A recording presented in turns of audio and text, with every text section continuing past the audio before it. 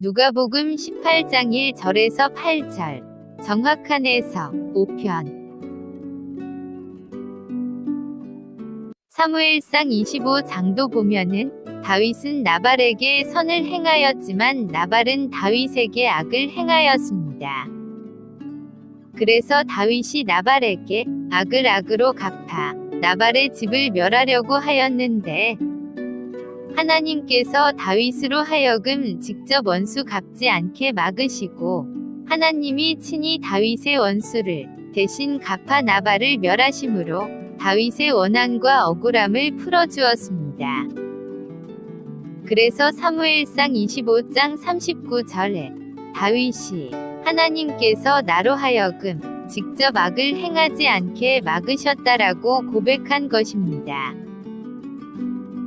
이 내용에서도 알 수 있듯이 하나님은 자신의 성도가 직접 원수를 갚는 악을 행하는 것을 원하지 않는 분이심을 알 수 있습니다. 그래서 하나님이 원수 갚는 것을 나에게 맡기고 너희가 직접 갚지 말라고 한 것이었죠. 하나님은 선한 자를 도우시고 선을 두둔하시는 분이시기 때문에 우리가 하나님을 의지하기 위해서는 악을 선으로 갚는 바보 같은 삶과 억울함을 감내하여 악의 손을 대지 않는 것에 익숙해져야 합니다. 시편 37편에서도 너희는 행악자를 투기하지 말며 그들에게 분을 품어 노를 바라지 말고 오직 여호와를 의지하라. 그리하면 너희가 잘되어 땅을 차지하게 될 것이며 너희의 의가 정오의 빛같이 드러나게 될 것이다. 그리고 악인은 하나님께서 멸하심으로 땅에서 사라지게 될 것이므로 너희가 자세히 살펴보아도 악인을 볼 수 없게 될 것이다.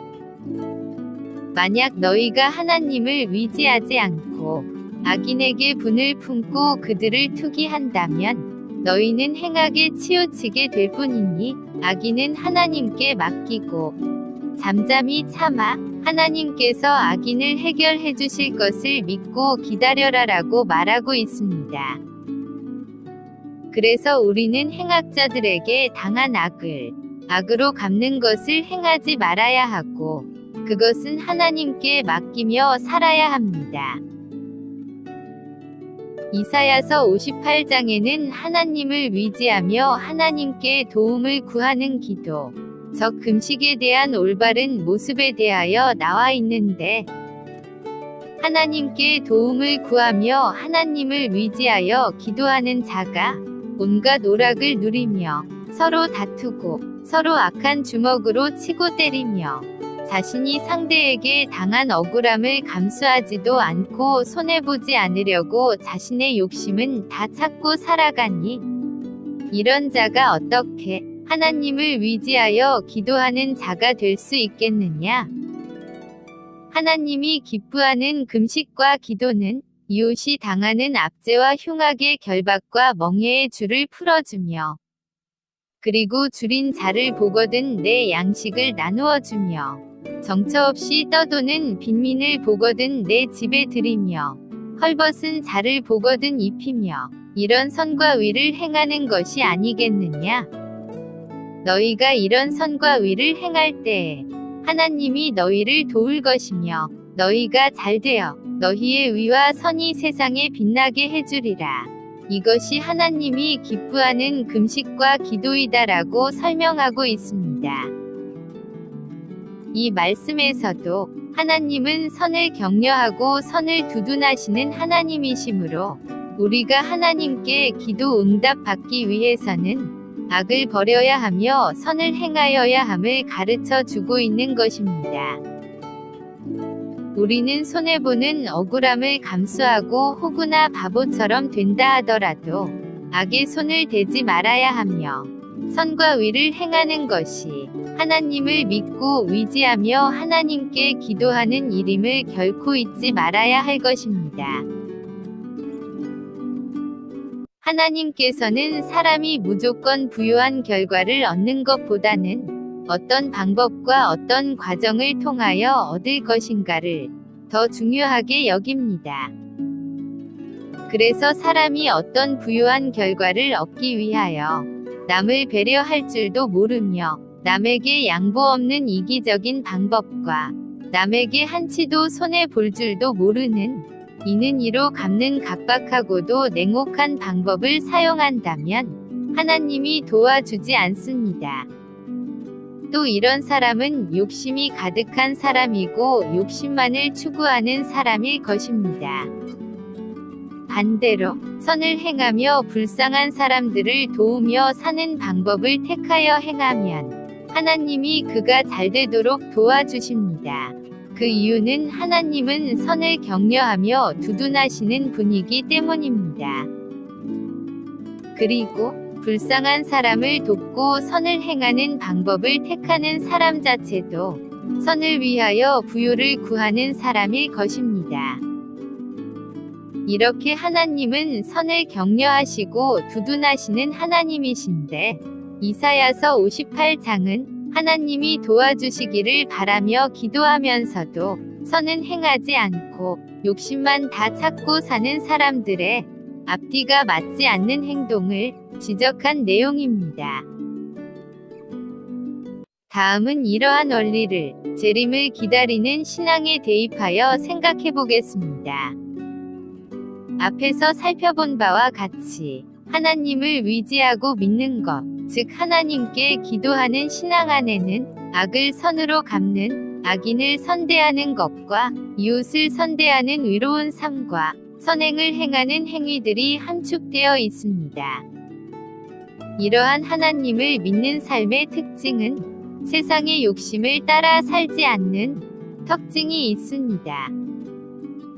그렇게 욕심을 따라 살지 않는 그런 특징을 가진 이유는 하나님을 믿는 사람들에게는 이 세상은 잠시 있다가 사라지는 안개와 같은 허무한 곳이며 또 하나님을 믿는 사람들도 이 세상에 잠시 지나가는 나그네일 뿐이기 때문입니다. 하나님을 믿지 않는 이방인들이 마치 이 세상을 영원히 살 것이냐 또는 이 세상이 자신의 삶의 뿌리내릴 본향이냐 세상의 주인이냐 온갖 세상의 욕심을 다 찾고 추구하고 사는 것입니다. 그 이유는 이방인들에게는 잠시 있다가 없어질 이 세상이 자신들의 전부이기 때문입니다. 그렇기 때문에 세상은 각박하고 냉혹하며 사람들마다 세속의 부요와 난보다 더 높은 자리나 위치 같은 욕심을 추구하며 살아갈 뿐만 아니라 또 그런 것들을 가진 자는 그것을 자신의 세상의 자랑으로 삼으며 사람들은 그런 것들을 가진 것을 부러워하여 바라보기도 합니다. 때로는 사람들은 그 세상의 욕심을 채우기 위해 범죄를 저지르기도 합니다. 이렇게 이기적이고도 욕심 많고 죄 많은 세상에서 그리스도인들이 악을 선으로 갚고 악인을 선대하며 사람들에게 베풀며 욕심을 찾지 않고 선하게 살아가면 세상에서 호구와 바보처럼 업신 여기기 쉬운 약한 존재로 여김을 받을 수도 있습니다.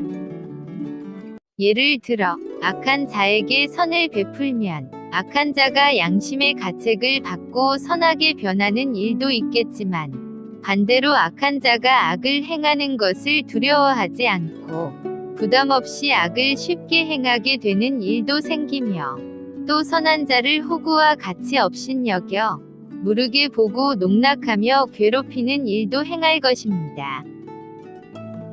그러나 선을 행하는 자에게는 하나님의 도와주시고 신원하시는 손이 함께 하시기 때문에 선을 행하는 하나님을 의지하는 사람들은 그런 세상을 두려워할 필요가 없습니다. 하나님을 믿고 선을 행하는 자가 선을 행하는 이유는 잠시 있다가 사라질 욕심 많고 죄악된 이 세상이 자신의 본향이 아니기 때문에 이 세상이 자신의 전부이냐 이 세상의 주인이냐 세상의 욕심에 목을 메고 따라 살아가는 이방인처럼 욕심을 따라 그것을 추구하며 살아가지 않는 것이며 도리어 의와 선을 행하며 사는 것입니다. 마치 이 세상의 욕심을 따라 사는, 세상의 주인된 삶을 피하여 세상을 잠시 지나가는 나그네와 같은 삶을 사는 것이죠. 그리스도인들이 주인이 되어 살아갈 세상은 지금 이 죄악된 세상이 아니라 훗날에 재림과 함께 이 세상에 도래할 새로운 위롭고 선한 세상인 천국입니다. 그러므로 그리스도인들이 재림과 함께 나타날 그 위로운 새로운 세상을 소망하며 지금 이 세상을 잠시 지나가는 나그네와 같이 욕심 없이 선을 행하며 살아가는 이유로 지금 이 죄악된 세상이 자신의 전부인 양, 주인인 양, 세상의 욕심에 목을 매며 살아가는 이방인들에게 바보와 호구처럼 업신 여김을 당하고 박해와 괴롭힘을 당해도 하나님의 성도들의 억울함을 갚아주시는 신원하시는 손이 함께하고 계시니 성도들은 괴롭히는 세상을 두려워할 필요가 없으며 괴롭힘이나 박해의 어려움에 상대적인 빈곤감이나 박탈감을 느껴 나도 이방인처럼 세상의 욕심에 목매어 악하게 살아가 보자는 미혹에 넘어가 이방인처럼 살아갈 필요가 없습니다.